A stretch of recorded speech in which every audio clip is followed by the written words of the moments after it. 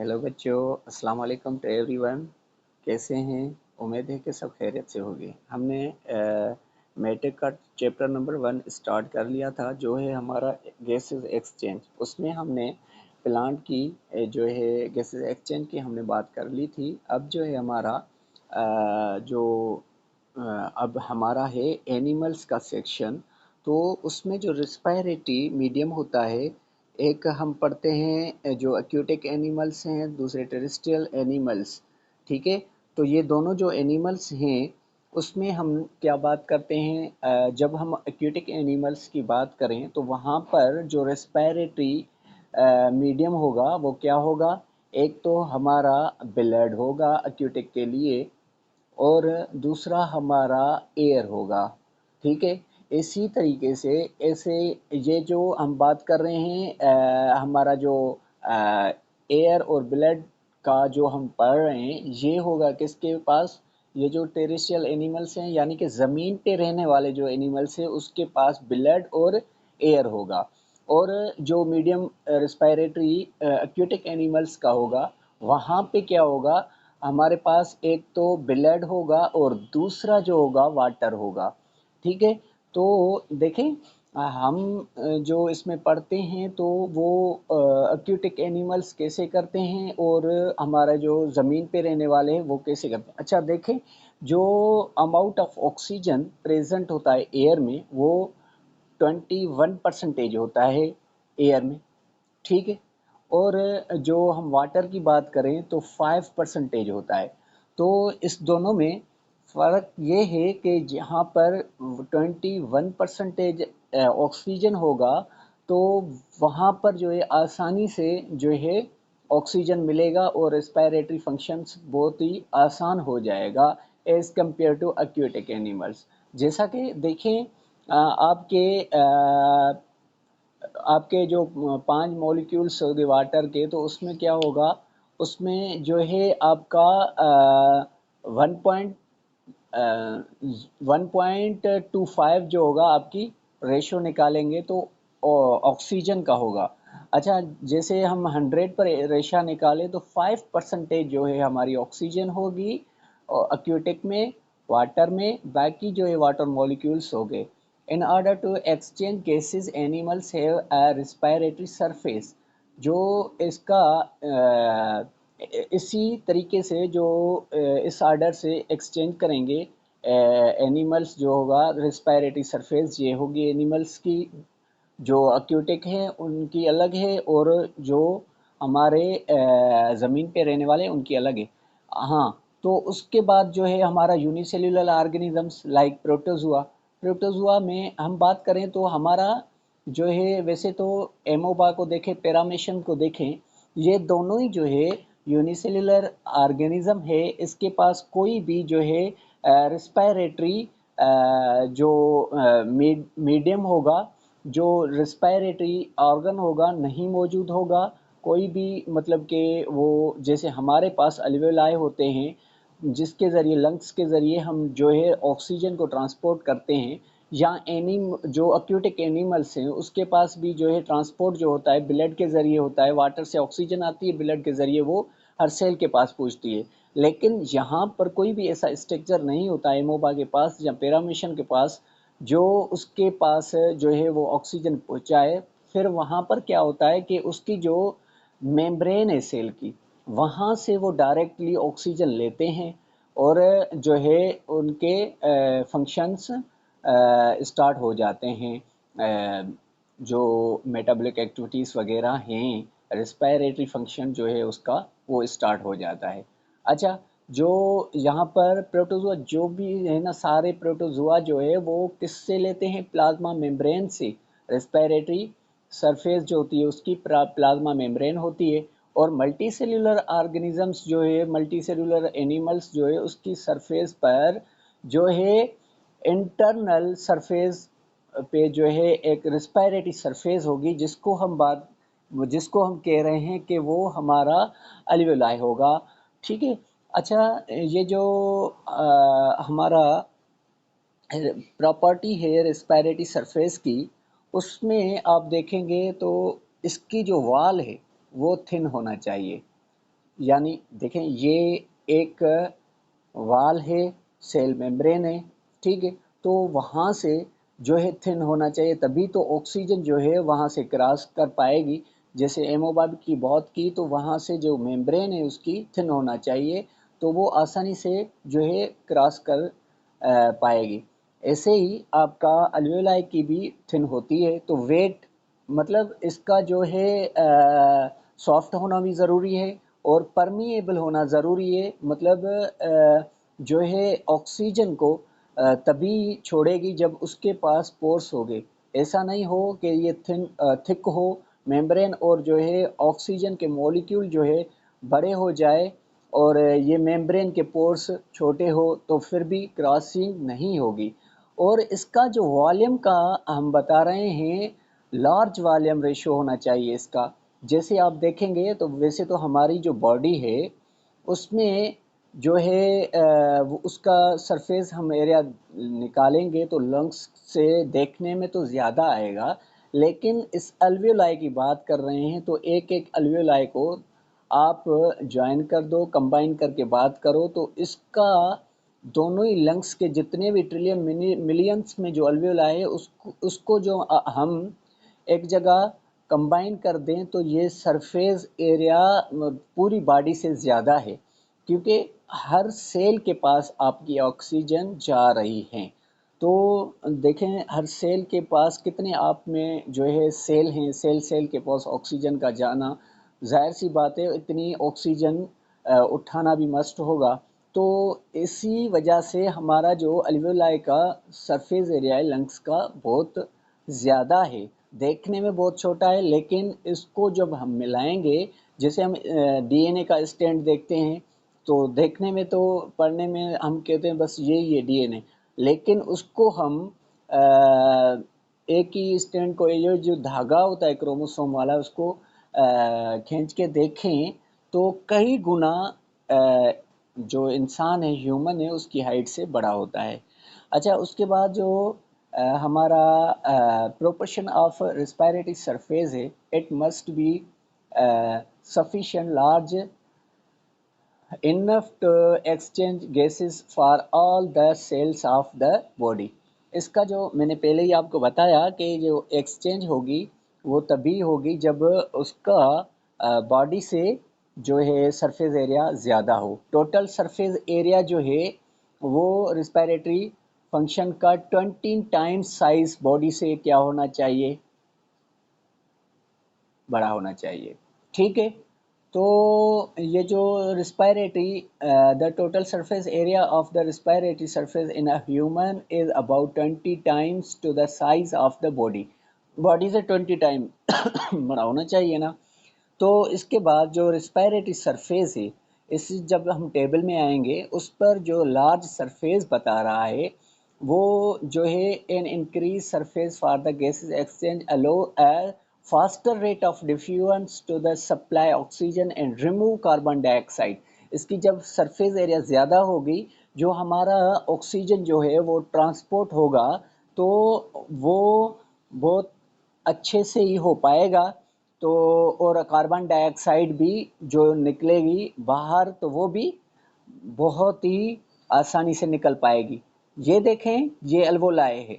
एक अल्वेलाई को आप देखेंगे तो इसके सराउंडिंग में ऐसे जो है कैपिलरीज, ब्लड कैपिलरीज चारों तरफ से लपटी हुई होगी। जैसे जो है वो आपका जो ट्रांसपोर्ट वाला काम है ऑक्सीजन का वो आसानी से हो पाए। यहाँ पे देखेंगे तो हमारा ये जो है पल्मोनरी आर्टरी है, तो ये डीऑक्सीजनेट ब्लड लेकर जाती है, लेकिन है तो आर्टरी का काम ऑक्सीजनेट ब्लड लेकर जाना ना। यहाँ पर जो है ये पल्मोनरी आर्टरी डीऑक्सीजनेट ब्लड लेकर जाती है और जो यहाँ पर ऑक्सीजन अल्वेलाई में जो ये कैपिलरीज है बहुत सारा इसका जो कंबाइन होना जो है इसके सराउंडिंग में, ये जो ऑक्सीजन यहाँ पे डीऑक्सीजनेट ब्लड आएगा तो अपना जो कार्बन डाइऑक्साइड है वो यहाँ पर फेंकेगा और जो है दूसरी तरफ से एक और जो है पल्मोनरी वीन जा रही है ये ब्लू वाली, तो इसमें जो है हमारी ऑक्सीजनेट ब्लड जाएगा।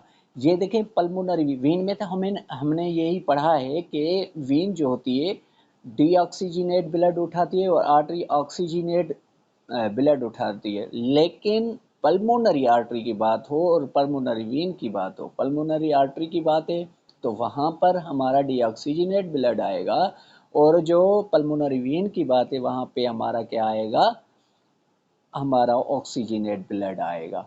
उसके अलावा जो ये ऑक्सीजन का अंदर आना और कार्बन डाइऑक्साइड का रिमूव होना, इसके लिए सरफेस एरिया ज़्यादा होना चाहिए। It is also necessary to compensate for the small surface area to volume ratio of the animal body. अच्छा, इसमें जो है ये तो नेसेसरी है कि जो सरफेस एरिया है बॉडी का उससे ज़्यादा वॉल्यूम का रेशा होना चाहिए।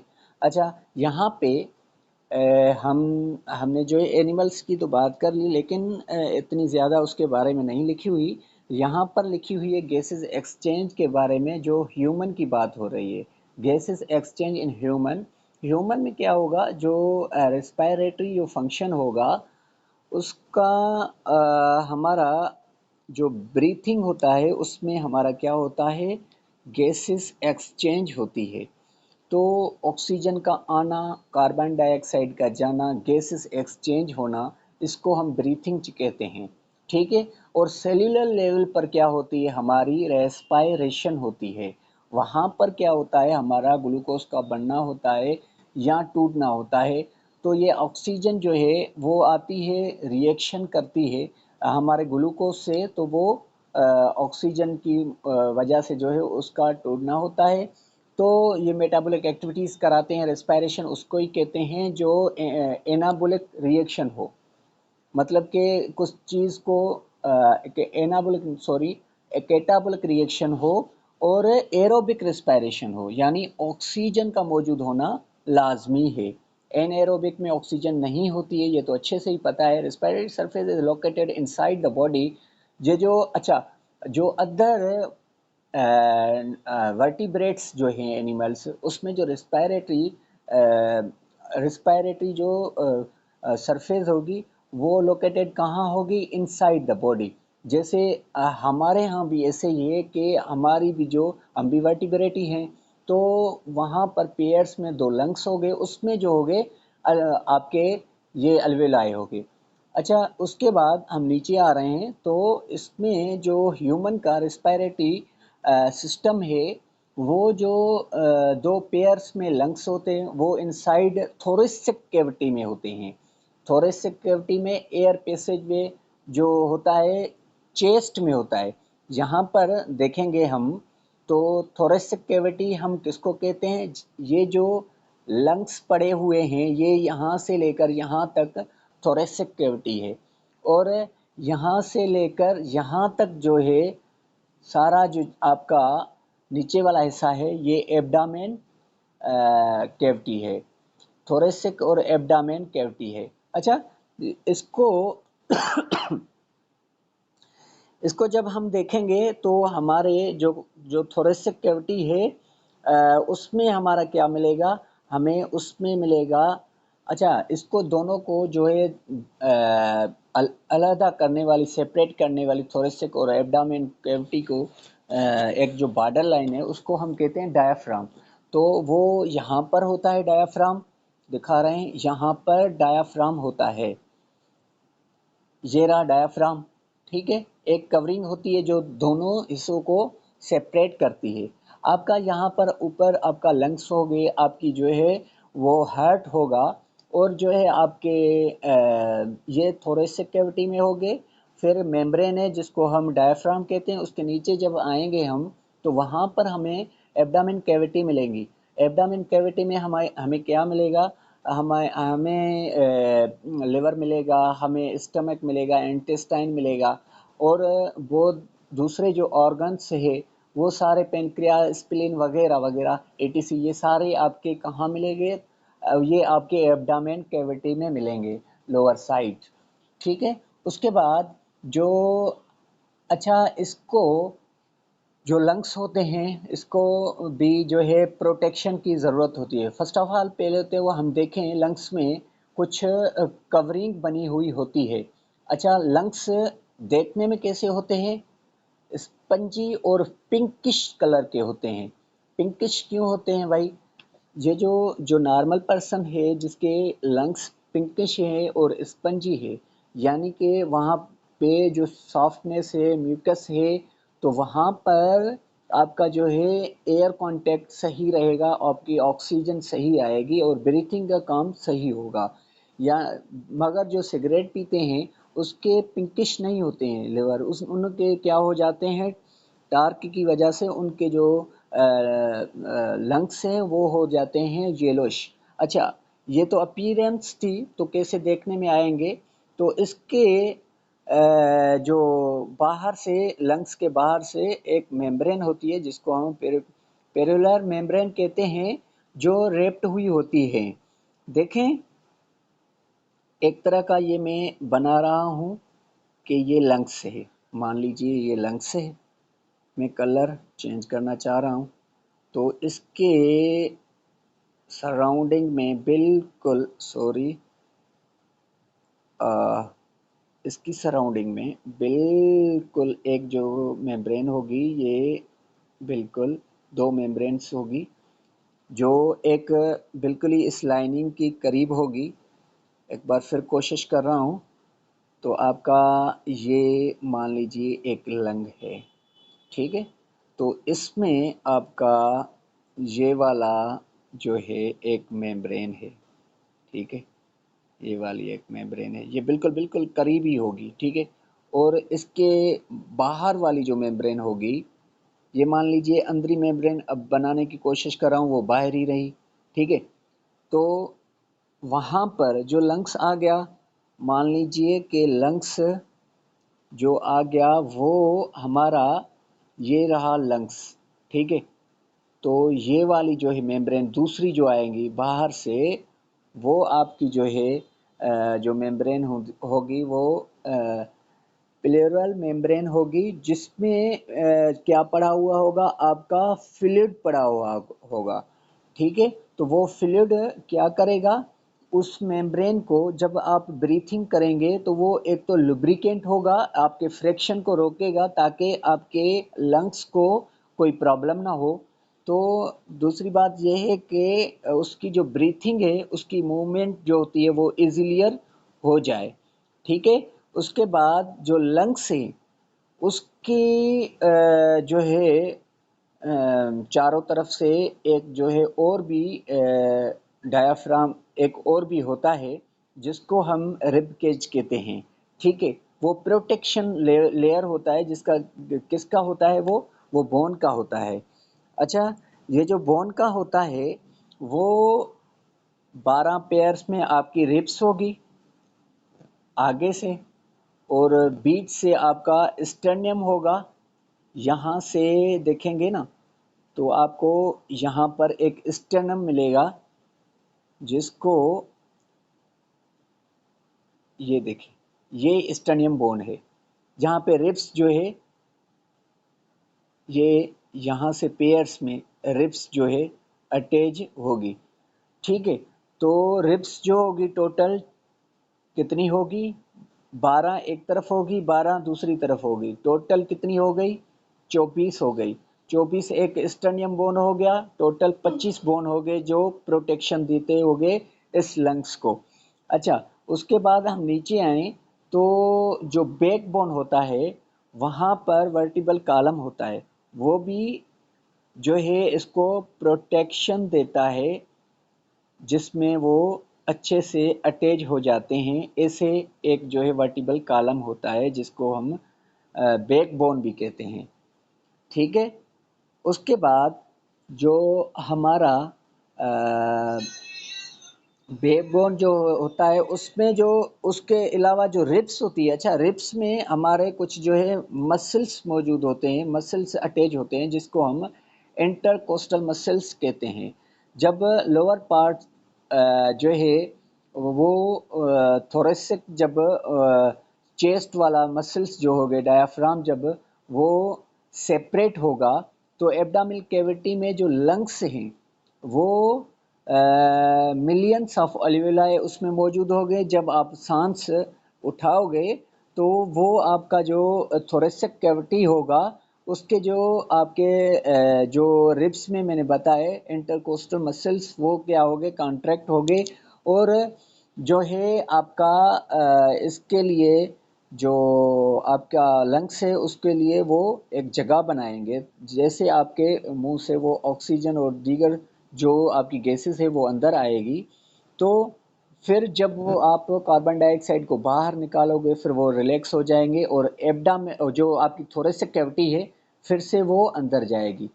जब सांस उठाओगे वो बाहर आएगी फिर से वो अंदर जाएगी। चेस्ट की बात कर रहा हूँ मैं, ठीक है। तो उसके अलावा ये एक पाउच लाइक जो है स्ट्रक्चर ही होता है जिसमें जो है आपका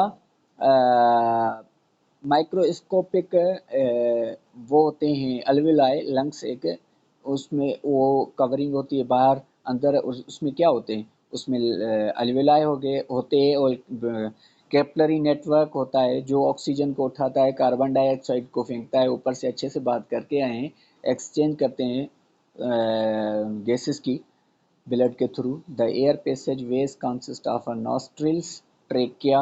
अच्छा, यहाँ पर एक और बात समझने वाली है, वो ये है कि आप जब इसको देखोगे, थोड़ा सा मैं बड़ा करके दिखाऊं आप लोगों को, तो ये देखें एक हमें बुक में मिला हुआ है डायग्राम जिसमें पहले से जो है आउटर कवरिंग एक इस तरह से होगी, ठीक है। ये नॉस्ट्रिल्स हो गए, ठीक है। ये क्या हो गए, नॉस्ट्रिल्स, जिससे एयर अंदर आएगी आपके नोज के थ्रू। आउटर कवरिंग को हम नॉस्ट्रिल्स कहते हैं, ठीक है। और इसके जब आगे जाएंगे आप तो नेजल कैविटी मिलेगी। वो नेजल कैविटी का क्या काम होता है, जब आपकी आपका जो आप सांस उठाते हो वहाँ से जो गर्म एयर आती है उसको जो है ठंडा करने में मदद करती है। उसके पास क्या होता है, आपका म्यूकस होता है, ठीक है। और दूसरे वहाँ पर सीलिया भी मौजूद होते हैं, हेयर लाइक स्ट्रक्चर्स होते हैं। वो आपका जो माइक्रोस्कोपिक ऑर्गेनिज्म से बैक्टीरिया वगैरह हो गए और जो डस्ट पार्टिकल्स हो गए उन्हों को जो है वो जो है क्लीन करते हैं, अपने पास जो है उनको पकड़ कर रखते हैं ताकि आपको ताज़ी हवा मिल सके। तो वो क्या, उसके बाद क्या होता है आपका, उसके बाद आपका पहले नॉस्ट्रल होता है नोज़ में, फिर नोज़ होता है, उसके अलावा जो है नाज़ल कैविटी होती है जिससे ऑक्सीजन का जाना होता है आगे, ठीक है। और उसके बाद जो होता है फेरेंक्स होता है, फेरेंक्स होता है, फिर जो है कि उसके बाद लेरिंक्स होता है, फिर ट्रेकिया होता है, फिर ब्रेंक्यूल्स होते हैं, फिर ब्रेंक्यूल्स जो है बाद ब्रेंक्वाई पहले होते हैं फिर ब्रेक्यूल्स होते हैं, ठीक है। तो वहाँ पर क्या होता है कि आपका देखें ये लंग्स है उसका बनना, ये आपका जो है ट्रेकिया हो गया फॉर एग्जांपल, ठीक है। ऐसे ये लंग्स, अच्छा, इसमें से और ब्रांचेस निकलेगी छोटी छोटी जिसको हम क्या कहेंगे, ब्रेंक्यूल्स कहेंगे। अच्छा, उसमें क्या हो गए, अल्वेलाई अटैच हो गए, ठीक है। एक इस तरह का जो है पाउच लाइक स्ट्रक्चर होता है जिसको हम कहते हैं अल्वेलाई। वो किस में होता है, हमारे इस लंग्स में होता है जिसमें हमारा वो आता है, ऑक्सीजन आता है और हमारा जो है कार्बन डाइऑक्साइड बाहर जाता है, रिमूव होता है। ये गैसेस एक्सचेंज जो होता है वहां पर ही होता है। अच्छा, उसके बाद जो ये यहाँ पर जो लिखा हुआ है कुछ कम लिखा हुआ है, जितना ऊपर डायग्राम में दिया हुआ है इतना तो यहाँ पर नहीं इसने मेंशन किया है। बस यहाँ से वो स्टार्ट कर रहा है ट्रेकिया से, ब्रेंक्वाई से और ब्रेंक्योल से, ठीक है। ब्रेंक्वाई पहले होते हैं, ब्रेंक्यूल्स बाद में होते हैं। ठीक है। अच्छा देखें, bronchi and bronchioles, air from the outside enter into the nasal sacs, सेक कहते हैं वो उसको जो होलो लाइक स्ट्रक्चर हो जहाँ से कुछ चीजें गुजर सके उसको सेक कहते हैं। थ्रू द एक्सटर्नल नॉस्ट्रल्स, जो बाहर वाले नॉस्ट्रल्स होते हैं, दो होल्स होते हैं नोज में, उसको कह रहा है।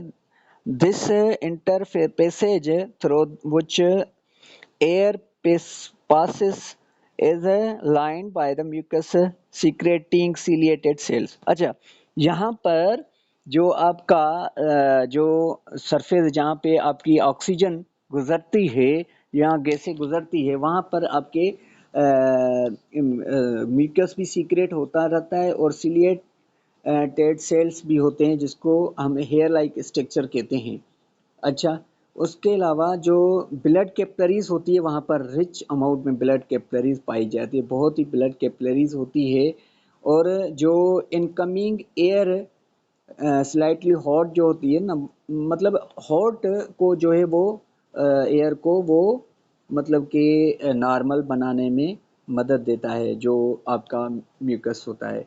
अच्छा, the air in nasal sex, जो एयर वाला आपका होलो स्ट्रक्चर जो स्ट्रक्चर है एक, तो वो वहाँ पर जो सिलेटेड होते हैं एपिथेलियल लाइनिंग में, और म्यूकस होता है उससे जो क्लीन होकर आपकी क्या आती है, मैंने पहले से ही बताया, डस्ट पार्टिकल्स और बहुत सारे हार्मफुल जर्म्स जो होते हैं वो वहाँ से आते हैं। और ट्रेकिया क्या होता है, इंटरनल ओपनिंग होती है किसकी, नेजल सेक की, वो एक ट्यूब होता है ट्रेकिया। ठीक है, ट्रेकिया के बाद क्या होता है, लेरिंग्स होता है। लेरिंग्स अच्छा क्या काम करता है, जब आप कोई चीज़ आप सांस उठा रहे हो तो वहाँ पर क्या कहता है, क्या करता है वो लेरिंग्स जो है उस उसके पास एपिग्लॉटिस मौजूद होता है, वो कवर कर देता है किसके, आपका जो एसोफेगस है खाने वाली जो नली है उसको वो बंद कर देता है और एयर वाली नली को वो खोल देता है। ठीक है, यानी कि अच्छा, उसके बाद जो हमारा ट्रेकिया होता है उसमें सी टाइप कुछ रिंग्स मौजूद होती है। वो क्यों होती है, एक हम ट्यूब बनाए, ये ट्रेकिया वाला ट्यूब है, तो इसमें ये जहाँ से आप सांस उठाते हो ये आपका एक ट्रेकिया है। ट्रेकिया में क्या होता है, ये रिंग्स होती है क्योंकि ये चपक ना जाए, आप इसमें जो है इसको जो है खोल कर रखना है जैसा कि आपको दिक्कत ना हो सांस उठाने में, तो ये होता है। अच्छा, उसके बाद वहाँ पर साउंड भी प्रोड्यूस होता है जब हम निगलते हैं, जब हम निगलते हैं खाना, तो हमारा ट्रेकिया वाला जो हिस्सा है उसको लेरिंग्स बंद कर देता है। वो जो लेरिंग्स से उसके नीचे एपिग्लॉटिस होता है वो आ जाता है उसके ऊपर, ताकि कभी कभी ऐसा होता है हम खाने के दौरान किसी से बात कर लेते हैं या हम ऐसा करते हैं कि खाने के दौरान सांस उठा लेते हैं, तो बात करने की कोशिश करते हैं, किसी कोई खाने खाते वक्त को बोल देता है या पानी पीते हैं, फिर वो जो है ट्रेकिया में हमारा चला जाता है, फिर हमें खांसी हो जाती है। ठीक है, तो उसके बाद जो है हमारा अच्छा, वो जो ट्रेकिया होता है वो सी टाइप जो शेप होता है वो कार्टिलेजिक स्ट्रक्चर होता है, सॉफ्ट बोन होता है। ठीक है, वो रिंग बनी होती है। अच्छा, उसके बाद है ब्रेंकॉय। ब्रेंकॉय क्या होता है, ट्रेकिया सेंटर जो होता है thoracic bifurcates into two similar ducts or bronchi। दो जो डक्ट्स निकलती है जैसे मैंने आपको पहले ही बताया, तो एक जो है पहले पहले जो कॉमन डक आती है वो उसको कहते हैं ट्रेकिया कहते हैं। जो ब्रेंकॉय आएंगे, एक यहाँ पर जाएगा, ठीक है, एक यहाँ पर जाएगा, यहाँ पर आपका एक लंग्स बनाएगा। ठीक है, ये जो है ब्रेंक्यूल्स इसमें मौजूद होंगे। ठीक है, यहाँ पर भी ऐसे ही, तो यहाँ पर एक लंग बनेगा, यहाँ पर दूसरा लंग बनेगा। तो वो जो लंग बनेगा वहाँ पर जो है हमारा एक तो जो मैंने ट्रेकिया में बताया सी टाइप जो होता है वो क्या होता है हमारा कार्टिलेजिक स्ट्रक्चर होता है वो इसमें ट्रेकिया में मौजूद होता है, और इंटर जब होती है रेस्पिरेटरी लंग्स में ब्रेंक्यूल्स होते हैं ट्रेकिया के बाद, ठीक है, ब्रेंक्यूल्स होते हैं। उसके बाद जो जब हम लंग्स में जाएंगे तो वहाँ पर हमें ब्रेंक्यूल्स मिलेंगे, जो कि ब्रेंक्यूल्स में हमें क्या मिलेंगे, फिर से अल्वियोलाई मौजूद होंगे। Each bronchioles is very thin tube that opens into air sac और अल्वियोलाई। जो हर एक ब्रेंक्यूल होता है ना, वो थिन ट्यूब होता है, वो ओपन होता है एयर सेक में, जिसको हम अल्वियोलाई कहते हैं, ठीक है। वो एक लाइनिंग जो आती है ब्रेंक्यूआई वाली, वो डायरेक्ट किस में कनेक्ट होती है, अल्वियोलाई में, वो वहाँ पर खुल जाती है, जो उसको हम एयर सेक कहते हैं, वो अल्वियोलाई होता है। प्रोसेस ऑफ अ ब्रीथिंग, जो ब्रीथिंग वाला प्रोसेस है, यहाँ पर हम देखें तो जो हमारा रेस्पिरेटरी सरफेस है वो इनसाइड लोकेटेड होगा बॉडी में। उसके बाद जो हमारा एक्सचेंज गैसेस का होगा, वो जो है एयर मस्ट बी फर्स्ट, जो है एयर का आना जाना जो है वो लंग्स में एटमॉस्फेयर से होगा, और वो ज़रूरी होगा, तभी तो हमारी जो है ब्रीथिंग होगी और रेस्पिरेटरी सिस्टम भी हमारा परफेक्ट रहेगा। तो वहाँ पर जब ब्रीथिंग होती है उसको हम वेंटिलेशन भी कहते हैं, ठीक है। उसके अलावा जो प्रोसेस ब्रीथिंग वाला है वो दो फेजेस में होता है, इंस्पायरेशन और दूसरा होता है एक्सपायरेशन। इंस्पायरेशन का मकसद है गैसेस का अंदर आना, और जब हम कार्बन डाइऑक्साइड को बाहर निकालते हैं, दूसरी गैसेस को हम बाहर निकालते हैं, उसको हम क्या कहते हैं, एक्सपायरेशन, ठीक है। अच्छा, ये एक्सपायरेशन और इंस्पायरेशन का दोनों का प्रोसेस यहाँ पर लिखा हुआ है। एटमॉस्फेयर में डायरेक्टली हम जब एयर को निकालेंगे, उस पैसेज को क्या कहते हैं, इंस्पायरेशन, और वो कहाँ से आएगा, लंग्स के अल्वियोलाई से, और वो कॉन्ट्रैक्ट होगा जब इंटरकोस्टल मसल्स, वो जो है डायाफ्राम बनेगा, जब डायाफ्राम भी उसके साथ ही कॉन्ट्रैक्ट होगा, तो वहाँ से आपका क्या रिजल्ट मिलेगा, जो वॉल्यूम थोरेसिक होगा वो आपका बड़ा हो जाएगा। फिर वो डिक्रीजिंग जब होगा तो प्रेशर लगने की वजह से लंग्स के इंटरकोस्टल जो मसल्स हैं उसमें इनसाइड जो है रिशेस आ जाएंगे, फिर जो है वो प्रेशर कम होने की वजह से वो क्या होगा, आपका जो लंग्स है वो एक्सपेंडेड हो जाएंगे, ठीक है। उसके बाद जो एक्सपायरेशन है वो रिवर्स प्रोसेस है इंस्पायरेशन से। जब प्रोसेस होगा एयर का मूव होना होगा आउटसाइड टू लंग्स, तो वहाँ पर क्या होगा, इंटरकोस्टल मसल्स एंड डायाफ्राम दोनों ही रिलैक्स हो जाएंगे, और जो है आपका रिब्स इनसाइड हो जाएंगी, और डायाफ्राम जो है वो भी फ्लैट हो जाएगा। फिर जो दोनों आपकी एक्टिविटीज़ हैं डिप्रेस हो जाएगी, और जो है चेस्ट इनसाइड आ जाएगी, फिर आपका जो थोरेसिक वॉल्यूम है वो चेस्ट का डिक्रीज हो जाएगा। फिर नतीजे में क्या होगा, आपकी इंक्रीज हो जाएंगी क्या, प्रेशर लंग्स का, और फोर्स लगेगा, ये जो आपका लंग्स में प्रेजेंट है वो आउटसाइड जाएगा आपकी बॉडी से। ये था आज का टॉपिक जो हमने पढ़ लिया। कल से इंशाल्लाह आगे पढ़ेंगे, लेक्चर बहुत बड़ा हो चुका है। Thank you so much. Like करो, शेयर करो, और बायो मेंटोर से जुड़े रहो। उम्मीद है कि पढ़ रहे होगे, तो आपका शेयर करना, लाइक करना, कमेंट करना मेरे लिए मोटिवेशन होती है। ओके, बाय बाय, अल्लाह हाफ़िज़।